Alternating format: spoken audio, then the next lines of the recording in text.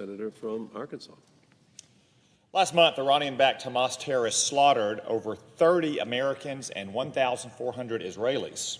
These depraved savages raped women, murdered children, and executed entire families, burning some of them alive. The dead are still being identified, and families are still grieving unbelievable heartbreak. Yet over the weekend, former President Barack Obama discovered complexity and ambiguity where there is none in these attacks. He said that we, quote, have to admit nobody's hands are clean, that all of us are complicit to some degree, end quote. What Barack Obama said over the weekend might pass for profound at cocktail parties on Martha's Vineyard or on podcasts with sycophantic former staffers, but is also delusional and morally obtuse. Put simply, it's a confession of a guilty man attempting to implicate others. Because we're not all complicit with Hamas's massacre of Jews, but Barack Obama sure is. No American president did more to embolden and enrich Iran and its terrorist proxies than Barack Obama. Indeed, his entire Middle East policy was crafted to appease Iran.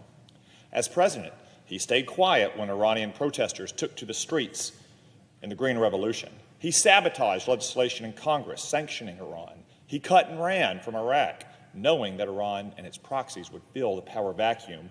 He refused to enforce a self-drawn red line and stood by as Syria disintegrated into a geopolitical Chernobyl because Bashar al-Assad is an Iranian puppet.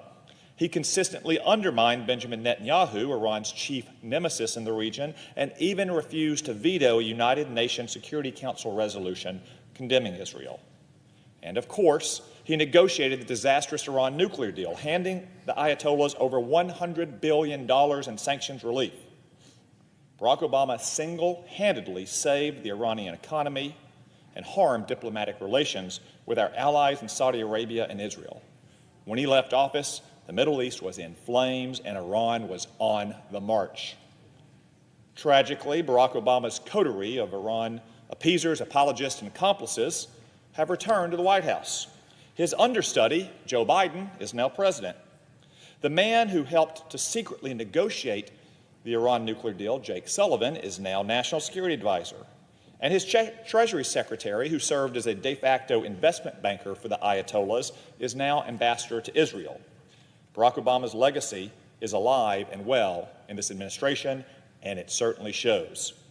Within days of taking office, the Biden administration removed the Houthis, another Iranian proxy, from the list of terrorist organizations without any concessions. And how did the Houthis reward Joe Biden?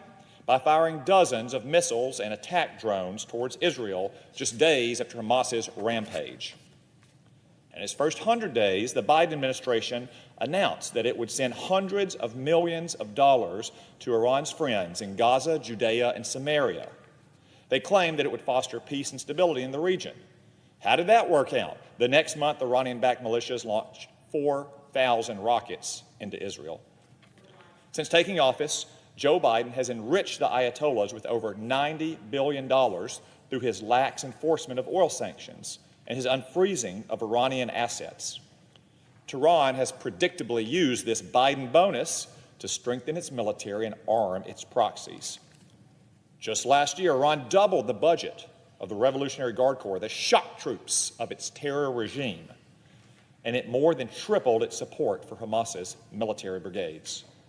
The very same month that Biden agreed to unfreeze $6 billion in Iranian assets, the Revolutionary Guard Corps reportedly started to assist with the planning of the October 7th attacks that killed, I say again, over 30 Americans and more than 1,400 Israelis. This is the nature of the regime that Barack Obama coddled for years. It is the nature of the regime that has dispatched its proxies to attack American service members over 110 times since Joe Biden took office. Let me say that again. Iran's proxies have attacked American troops and positions in the Middle East over 110 times since Joe Biden took office. And what has Joe Biden and his gang of Obama acolytes done in return? They fired a few missiles at empty proxy warehouses, merely validating Iran's proxy strategy. The Ayatollahs are laughing at Joe Biden just like they laughed at Barack Obama. Barack Obama is the last person who should pontificate on this issue. The only thing we should hear from him is an admission that he was wrong and an apology. Maybe he can include it in his upcoming fourth memoir due out later this year. My message to the former president is simple.